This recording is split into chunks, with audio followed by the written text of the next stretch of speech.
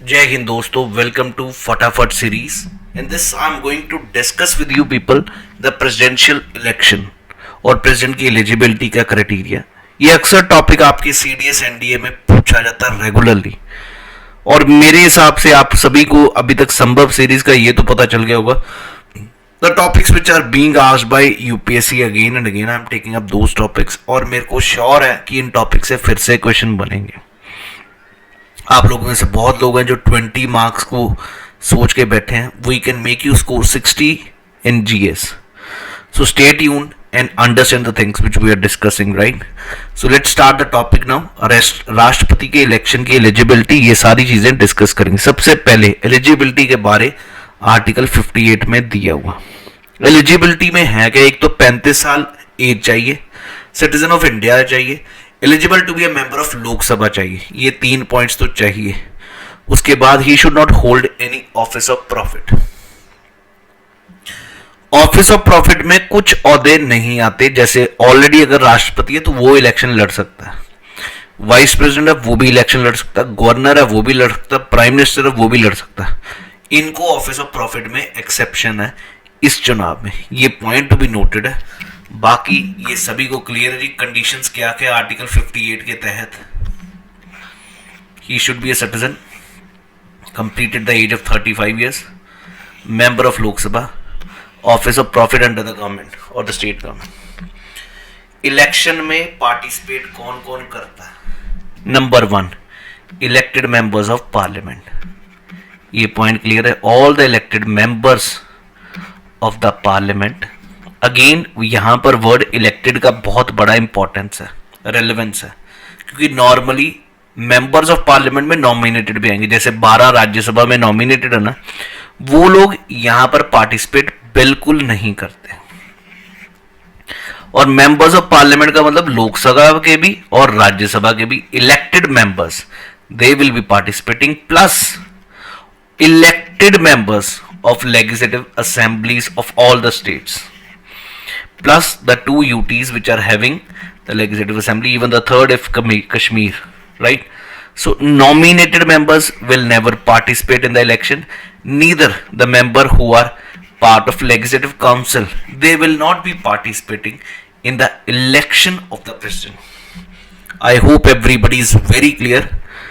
Constitution ये भी रखता है कि राष्ट्रपति हमेशा इनडायरेक्टली इलेक्ट होगा, बिल्कुल जी, indirectly by an electoral college consisting of with the system of proportional representation by means of single transferable vote and secret ballot. ये ना बेसिकली इस जगह से आपको ये चीज समझ आएगी। 2 प्रिंसिपल, एक तो यूनिफॉर्मिटी और एक parity in the value of votes of MLA. अब फॉर्मूला याद करवाऊंगा जी। Value of vote of MLA पहले निकाली जाती है, और वो होती है उस राज्य की पॉपुलेशन टोटल डिवाइडेड बाय उस राज्य के इलेक्टेड एमएलए। पॉपुलेशन करोड़ों में होगी, इसलिए 1/1000 भी है। तो अगर यूपी का एमएलए है तो वहां पर पॉपुलेशन यूपी की डाल के डिवाइडेड बाय इलेक्टेड, तो एमएलए की सभी की वैल्यू सेम आएगी अगर यूपी स्टेट से है। उड़ीसा स्टेट है तो उड़ीसा के एमएलए की। अब अगर मैं बात करूं value of vote of MP, वो मेरे भाई ये सारे value of vote of all MLA, जितने भी प्रॉपर सभी एमएलए की total value divided by number of elected MPs. ये वैल्यू ऑफ इलेक्टेड एमपी की वैल्यू, और ये है एमएलए की वैल्यू।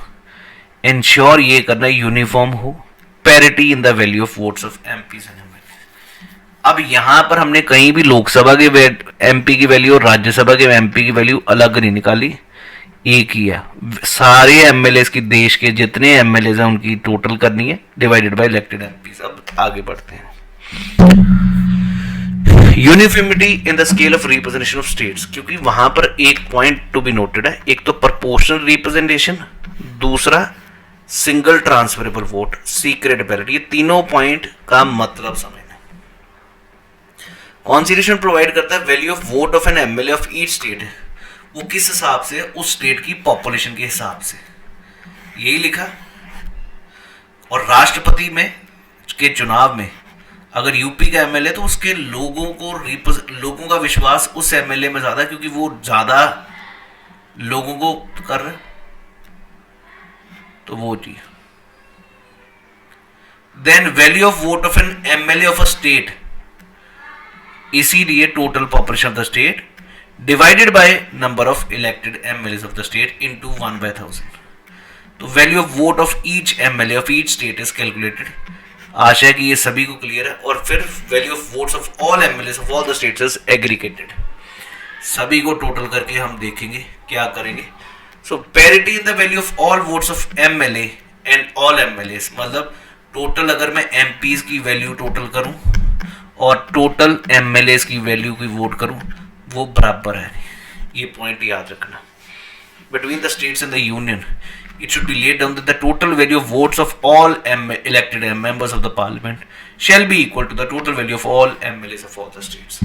Right everyone, मेरा पॉइंट सभी को समझ आ गया। ये पॉइंट नॉर्मली किताबों में नहीं लिखा, लेकिन ये फॉर्मूला से हमें समझ आता है।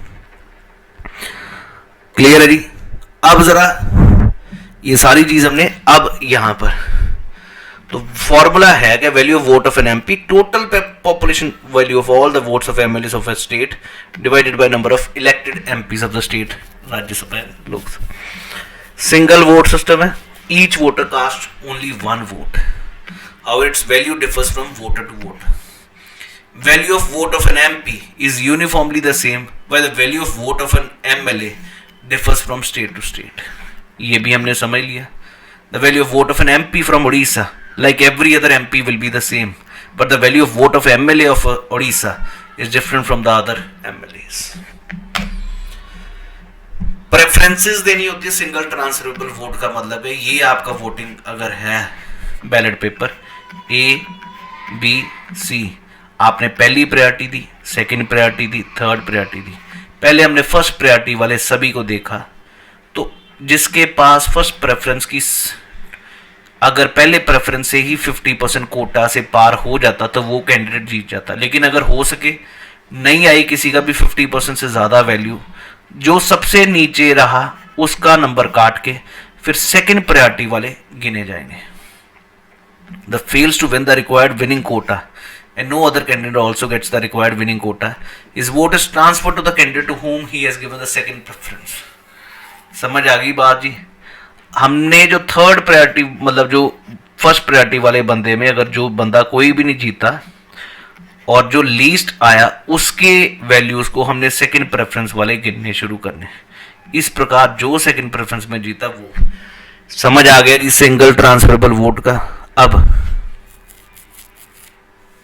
no candidate gets the required winning quota of the votes first count, which is down by the prefer each by the where the lowest number of poll get eliminated, और उसकी वोट सारी transfer हो जाएंगी remaining candidates on the basis of second preference. अब जरा impeachment के बारे में डिस्कस करना चाहूंगा जी।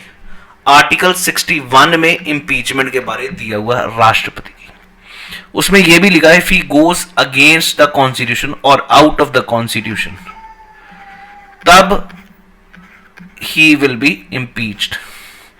इंपीचमेंट का एक प्रोसेस है। पहले तो कारण समझ आ गया, अगेंस्ट या आउट ऑफ द कॉन्स्टिट्यूशन अगर वो काम करता है। किसी भी हाउस से शुरू हो सकता है इंपीचमेंट का प्रोसेस, लोकसभा या राज्यसभा। जिस भी हाउस से शुरू होगा पहले 1/4 मेंबर लिख के देंगे इंपीचमेंट का स्टार्ट, मतलब लिख के देंगे, प्रस्ताव रखेंगे that they want to initiate the proceeding. फिर 14 दिन का सफाई का मौका दिया जाएगा राष्ट्रपति को। उसके बाद ये 2/3 मेजॉरिटी से बिल पास होगा। ये 2/3 मेजॉरिटी सबसे यूनिक हमारे संविधान में सिर्फ यहीं पर है, और वो है 2/3 ऑफ द टोटल हाउस। अगर किसी हाउस में 100 सीट्स हैं, बंदे आए हैं 70, तो इसका 2/3 कितना हुआ 66। तो 70 में से 66 बंदे अगर वोट करेंगे कि they want to remove, only then he is removed. तो आपको ये समझ आ रहा होगा। नॉर्मली क्या होता था 70 का 2/3 लेते थे, जिसमें अगर सुप्रीम कोर्ट के जज को रिमूव करना, सीएजी को रिमूव करना, किसी को भी, वो स्पेशल मेजॉरिटी 2/3 थी। ये स्पेशल 2/3 है राष्ट्रपति वाली इंपीचमेंट वाली। याद रखिए इनिशिएट इंपीचमेंट प्रोसेस लोकसभा से भी शुरू हो सकता है, राज्यसभा से भी, कहीं से भी। जिस भी जगह से शुरू होगा पहले 1/4 मेंबर लिख के देंगे, 14 दिन का सफाई का मौका होगा, फिर 2/3 मेजोरिटी होगी, फिर जाके रिमूव होगा। I hope everybody is very clear about these points now. Logically understood about the impeachment process. आज तक कोई भी राष्ट्रपति हुआ नहीं।